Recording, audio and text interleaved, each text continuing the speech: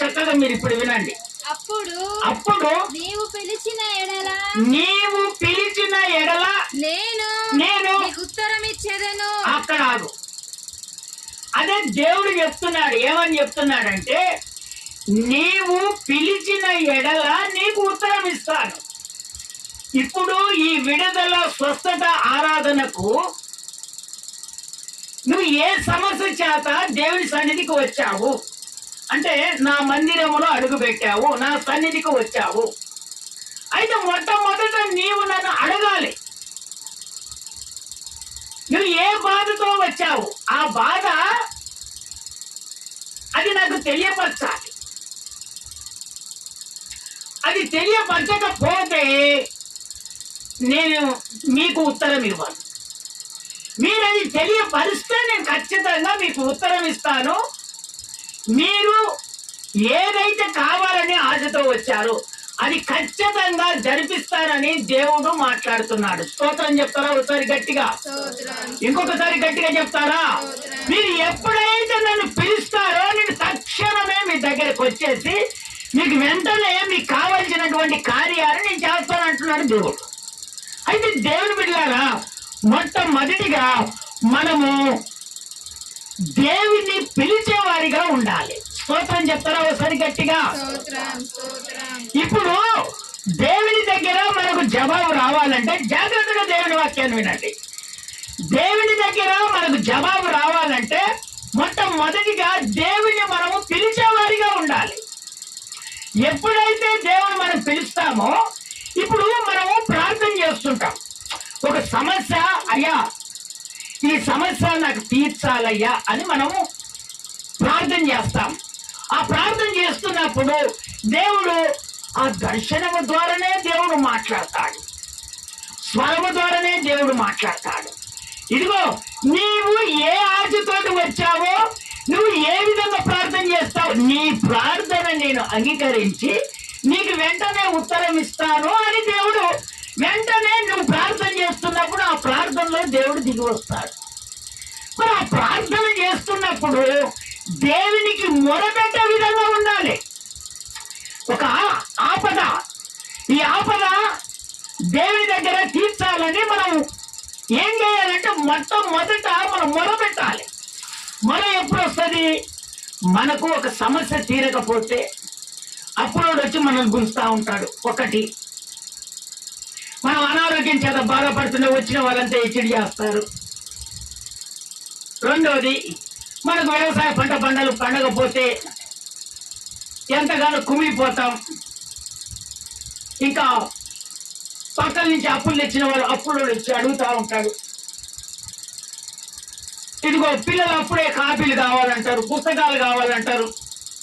అప్పుడే ఇదిగో అమ్మ అందరు డ్రెస్ కొనుక్కుంటున్నారు, నాకు కూడా ఒక డ్రెస్ ఇప్పియమని అంటారు.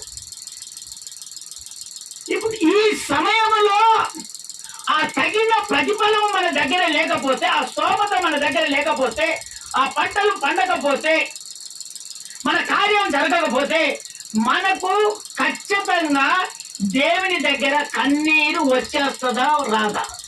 అమ్మా, మనం ప్రార్థన చేస్తున్నప్పుడు ఇవన్నీ తన మనసులో పెట్టుకొని నువ్వు ప్రార్థన చేస్తున్నప్పుడు ఆ ప్రార్థన ద్వారా నీకు పశ్చాత్తాపం వస్తుందా, కన్నీరు వస్తుందా రాదా? చెప్పండి ఒకసారి, వస్తుందా రాదా?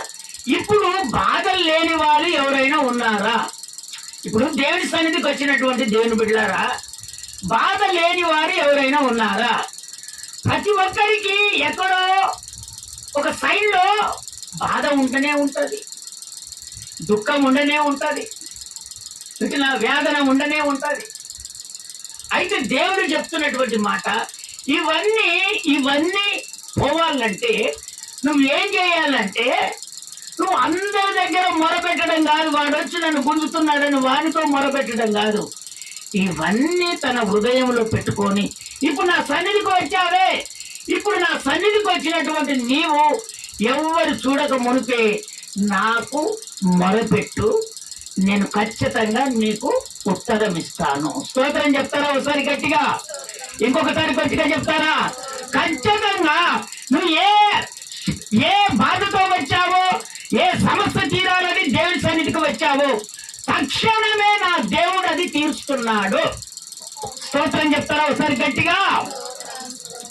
అప్పుడంట దేవుడు నువ్వు పిలిచినప్పుడు వెంటనే వచ్చేస్తాడంట, నీకు ఉత్తరం ఇస్తాడంట. మరి పిలువక మునిపే దేవుడు ఎట్లా దిగి వచ్చి నీకు ఆ కార్యాన్ని చేస్తాడు? ఆ కార్యాన్ని చేయాలంటే నువ్వు ఖచ్చితంగా మొరపెట్టాలి. మొరపెట్టినప్పుడు ఖచ్చితంగా దేవుడు జవాబిస్తాడు. చూడండి దేవుని బిడ్డలారా, అక్కడ ఒక కుటుంబంలో వేదన పడుతున్నటువంటి బాధ. పెళ్లి అయింది కానీ కుమారుడు పుట్టాడు. కుమారుడు పుట్టిన తర్వాత ఏమైందంటే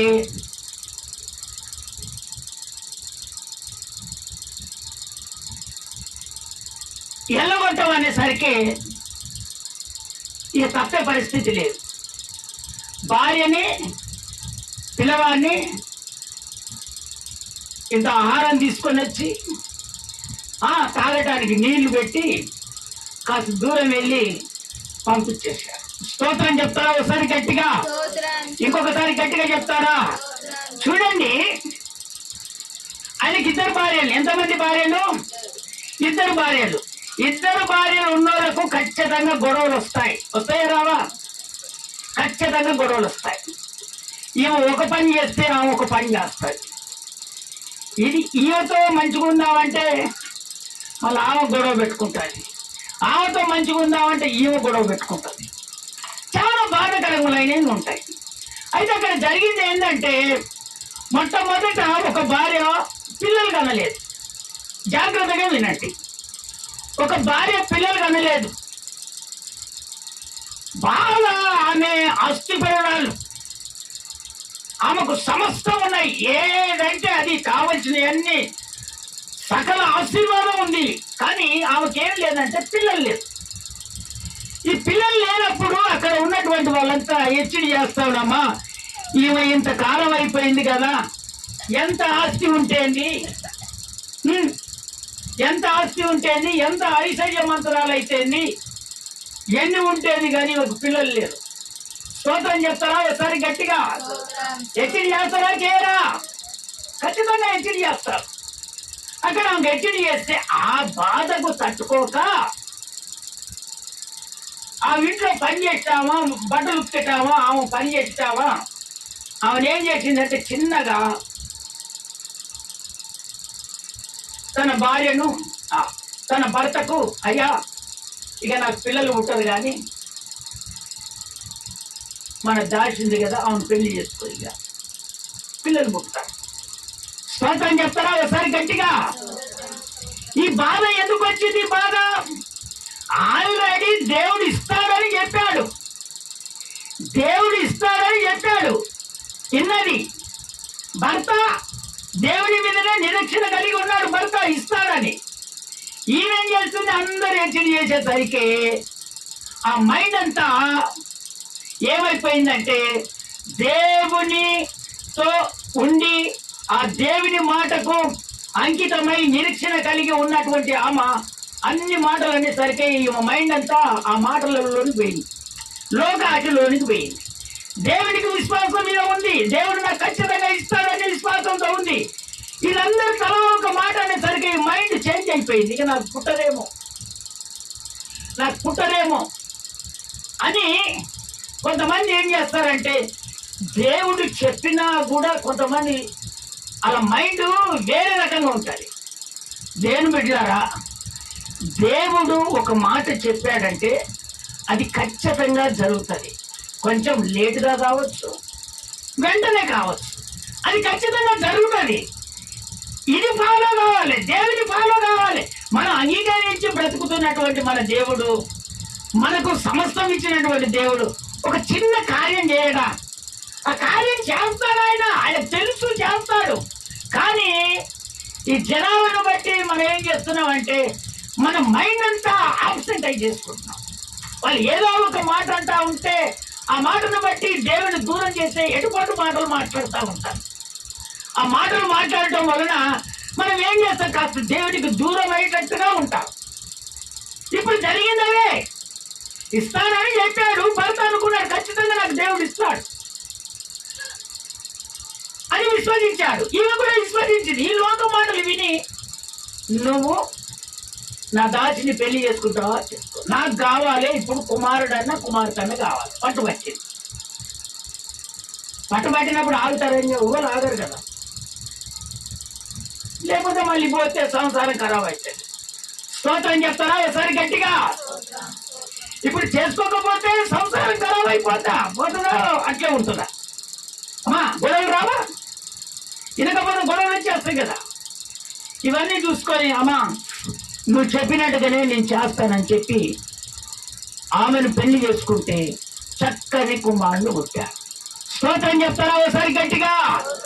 ఇంకొకసారి గట్టిగా చెప్తారా? అయితే ఆ చక్కని కుమారుడు పుట్టిన తర్వాత వాడు పాలు మర్చి కాస్త దొడ్డాడుకుంటూ కొంచెం ఎత్తయ్యాడు, అంటే అడుగులేసేటట్టుగా అయ్యాడు. స్తోత్రం చెప్తారా ఒకసారి గట్టిగా? ఇంకొకసారి గట్టిగా చెప్తారా? ఒకసారి ఏమైందంటే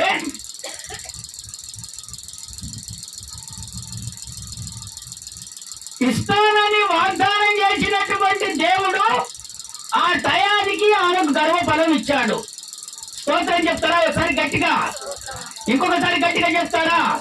ఇస్తానని వాగ్దానం చేసిన దేవుడు పిల్లలు పుట్టడానికి ఖచ్చితంగా ఆ అన్న టయానికి దేవుడు ఇచ్చాడు.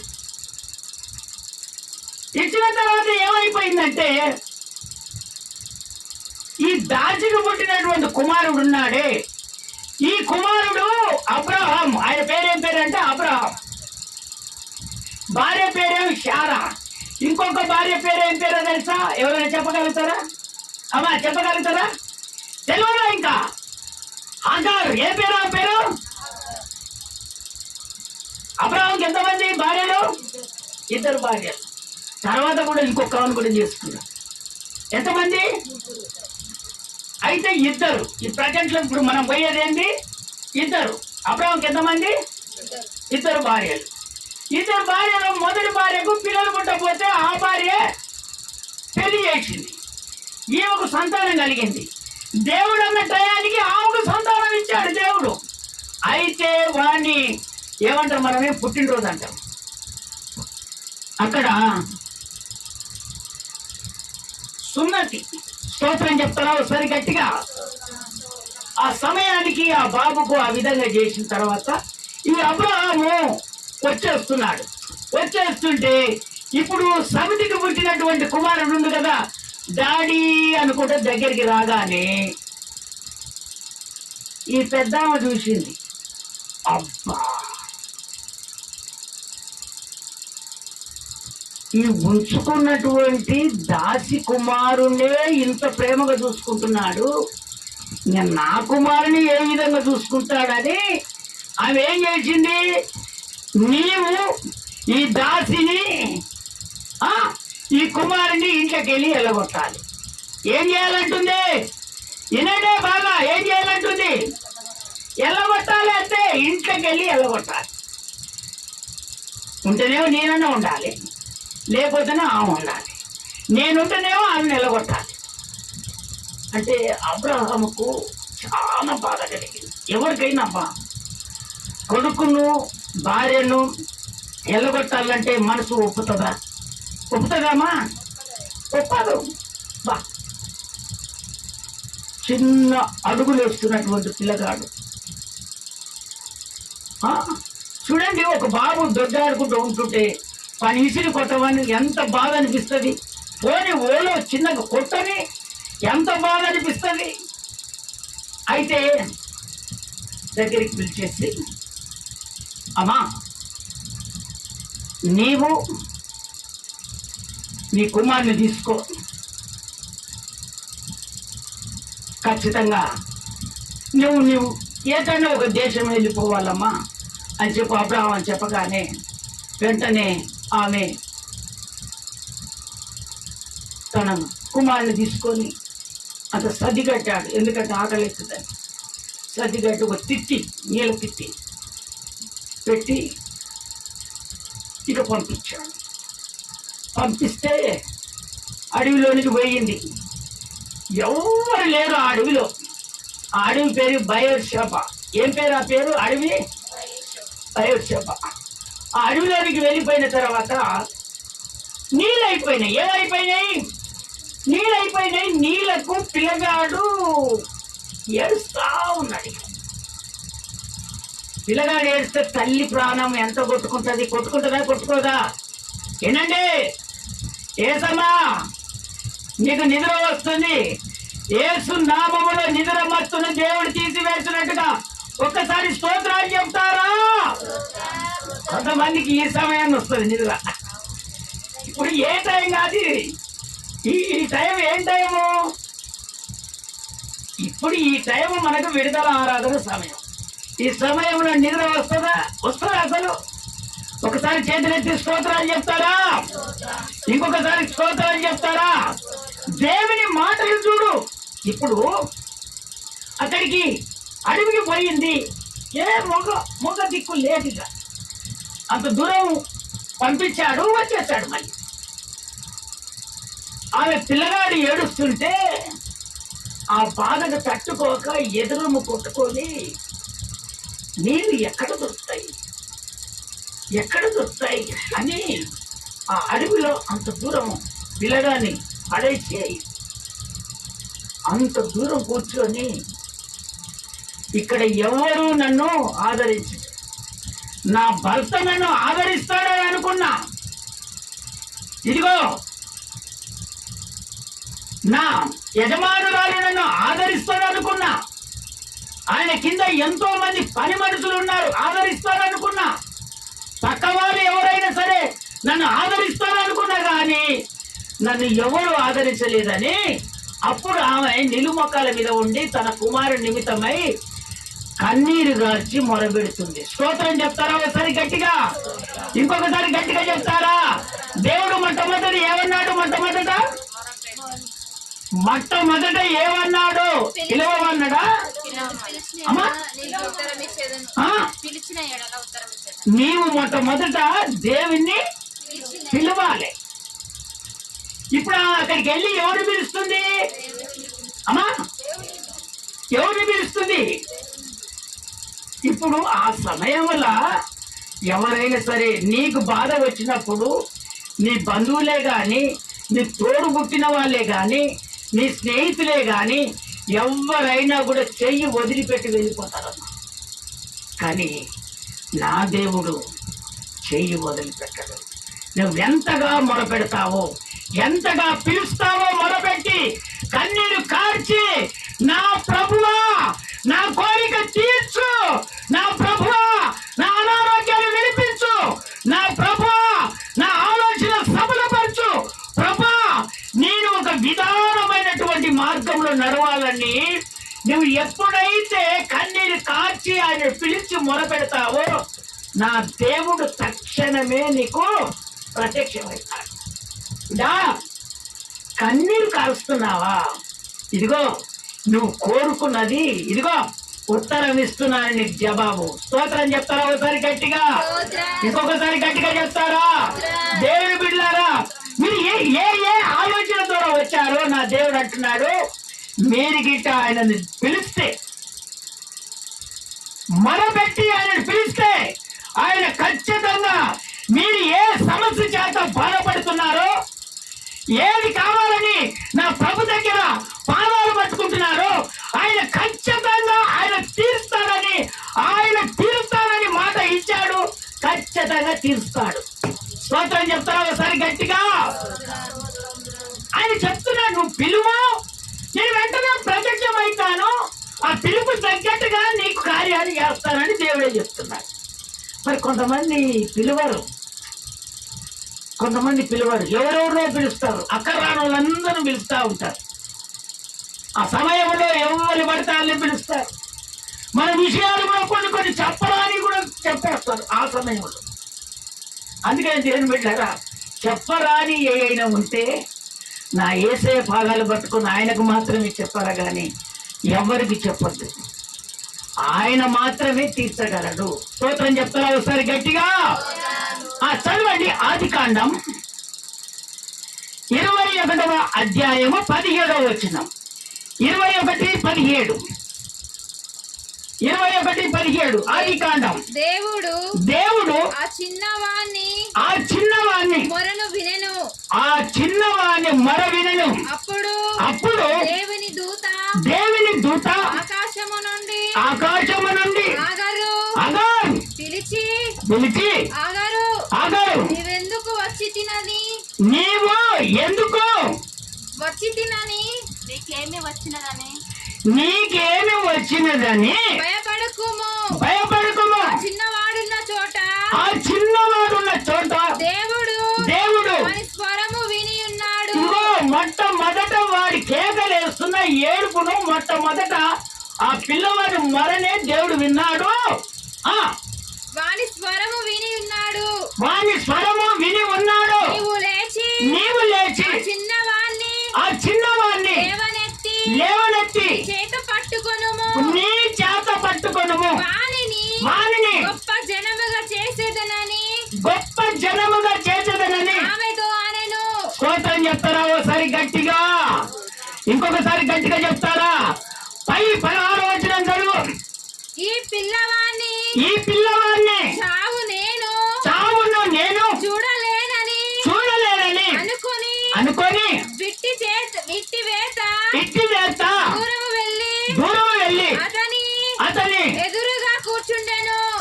ఎదురుగా కూర్చొని ఆమె ఎదురుగా కూర్చుండి ఎలుగెత్తి ఎవరికి ఏడుస్తుంది? మొరపెడుతుంది. దేవునికి మొరపెడుతుంది. స్తోత్రం చెప్తారా? ఒకసారి గట్టిగా. ఎవరివా? తల్లి. అడవిలోనికి పంపించాడు భర్త. అడవిలోని కూడా పంపించాడు. అంత దూరం పంపించాడు, వెళ్ళిపోయింది అంతే. ఇక నన్ను ఎవరన్నా ఆదరించాడా అనుకుంటే వెళ్ళిపోయింది. ఆ అడవిలో చిమ్మ చీకటి ఎవ్వరు లేరు. అక్కడ నీళ్ళైపోయాయి. ఇక ఏడవటం మొదలుపెట్టింది. కన్నీరు కాచి పిల్లగాని పడేసి ఏడిస్తే దేవుడు వెంటనే ప్రత్యక్షమయ్యి, అమ్మా నువ్వు ఎందుకు ఏడుస్తున్నావమ్మా?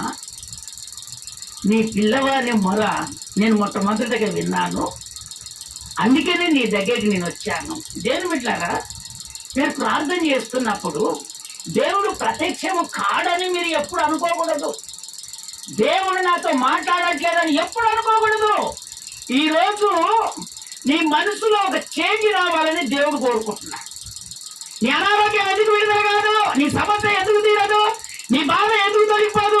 నువ్వు చేస్తున్నప్పుడు, కన్నీరు కాచి దుఃఖపడుతున్నప్పుడు, ప్రార్థన చేస్తున్నప్పుడు నీ హృదయములో దేవుని మీద ఆయన వచ్చి ఖచ్చితంగా నా కోరిక తీరుస్తాడని నువ్వు ఖచ్చితంగా ప్రార్థన చేయట్లేదు. నువ్వు కన్నీరు కారుస్తున్నావు, దేవునికి కుమిడిపోతున్నాగా. హృదయంలో కొంచెం ఉన్నదే, ఆ కొంచెం ఉన్నటువంటిది దేవుని దగ్గర ఇప్పుకోవట్లేదు. అది ఇప్పుకోక ఏం చేస్తున్నావు అంటే నువ్వు కన్నీరు కారుస్తున్నావు, కానీ కార్యం జరగట్లేదు. ఈ రోజు దేవుడు చెప్తున్నాడు, చూడు, అది ఏదైతే కొంచెము దేవునికి చెప్పకుండా ఉంటున్నావో ఈ రోజు దేవుడు చెప్తున్నాడు, ఆ కొంచెముది కూడా నువ్వు దేవునికి చెప్పి ఇక నువ్వు కన్నీరు కార్చు. దేవుడు ఖచ్చితంగా ఆయన ప్రత్యక్షమై నీ మొర విని నీ కన్నీరును చూసి ఆయన ప్రత్యక్షమయ్యి నువ్వు ఏది కోరుకొని వచ్చావో, ఏది జరగాలని వచ్చావో, ఏ ఆలోచన ద్వారా ఈ విడుదల స్వస్థత ఆరాధనకు వచ్చావో, నా దేవుడు ఇదిగో సంతోషంగా నేను పంపిస్తున్నాడు. స్తోత్రం చెప్తారా? ఒకసారి గట్టిగా, ఇంకొకసారి గట్టిగా చెప్తారా? ఖచ్చితంగా